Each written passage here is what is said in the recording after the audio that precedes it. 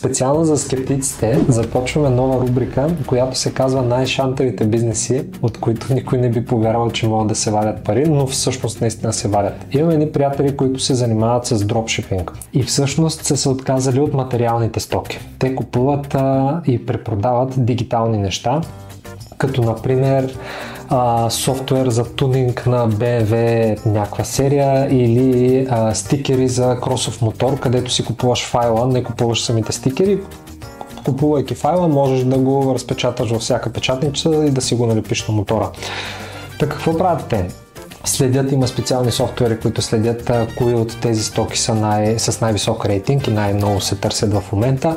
Купуват ги въпросните неща един единствен път, понеже това е дигитална стока.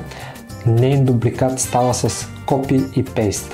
Купувайки първия шаблон на стикерите или първото копие на софтуера, да речем те го купуват за $60 и го пускат веднага в техния акаунт за $50. Ти ако си клиент, от кой от двамата би купил, отваряш си, търсиш си съответния софтуер, излиза ти абсолютно същата снимка и същото описание за $60, абсолютно същата снимка и същото описание за $50. Естествено, че ще купиш от моя приятел за $50. Той ти го праща и на следващия, който пак го поиска пак за $50, той просто прави копия и пак му праща копия. И по този начин те реално купуват един път едно нещо и след това го продават стотици хиляди пъти, като даже в сайта поддържат по-ниска цена от тая, която е оригиналният продавач.